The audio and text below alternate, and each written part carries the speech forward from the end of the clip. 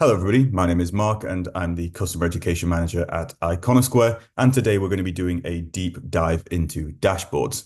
Now, if you're interested in having all the power to select and track the KPIs and metrics that are most important to your business and set up automatic reports that can be sent to your clients and your colleagues, saving you tons of time and work in the process, all in one place, then this is the video for you. Firstly, then, what makes a dashboard different from the analytics section?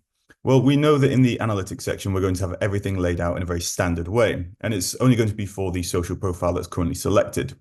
That's great for a quick overview, but dashboards can give us the power to be as selective as we want about the data and metrics we choose.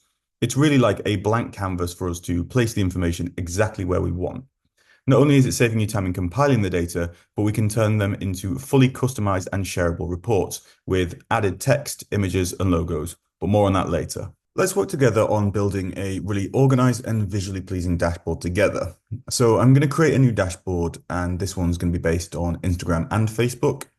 So first things first, our date picker is up at the top, and we have our widget over on the right-hand side where we can toggle through the social profiles and groups we have linked to our account and see all the available metrics that we can add into our dashboard here as well. Over at the bottom, we have some of our add-ins, which are title, text, section, and image, which will come in really handy, especially if we're looking to present this dashboard to others. I will split the dashboard up by platform, and I'm going to start with Instagram. And we don't have to do this, but I'm going to start by adding in a title of Instagram Analytics. As we know, there are so many different metrics, and as we mentioned, building a dashboard is really the place to display the ones that matter to us most.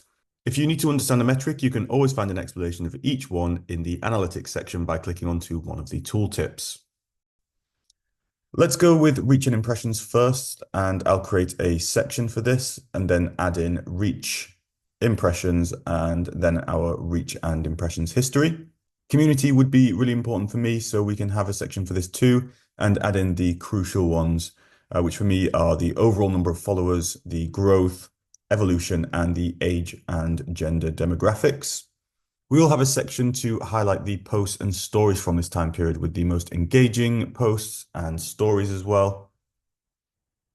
Of course, we're going to need a full section for engagement, and I usually go for posts, average engagement rate per post, average engagement on reach per post, profile visits, likes received, average likes received, comments, and finally saves. Can also add in some extra text sections and images should I want them in there as well.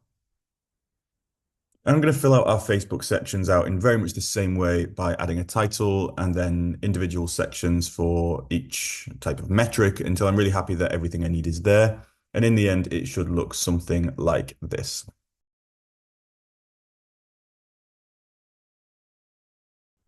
Now that that's complete, I know that I can come back to this dashboard anytime to get this data, and I can easily change the date range or I can customize it further if I want to. As I'm managing over 20 social profiles, it would be time consuming to make this dashboard for each of the social profiles I have on my account. That's why duplicating it is such a time saver. I could also share this with a team member so they can add this dashboard to their Iconosquare account. Once a team member has this dashboard on their account, they can easily make as many changes as they want. It wouldn't affect my dashboard and vice versa. Looking at my other dashboards, you can also see that I have a group dashboard here with all the combined data belonging to certain groups of profiles that I have. And I also have another dashboard that belongs to only a certain profile. So we can get really creative with dashboards and really make them work for us. Another huge benefit of having dashboards is that I can easily download my dashboard as a PDF, which would come out looking like this. I can then share that with my colleagues or clients or the stakeholders, or take that directly into a meeting as well. Even better, we can take it one step further and we can transform our dashboard and turn into a fully customized report, which we can schedule from within the dashboard itself. This feature comes with the option to change the layout style, color scheme, titles, and if you've already added your company logo in your platform settings, you can add that as well.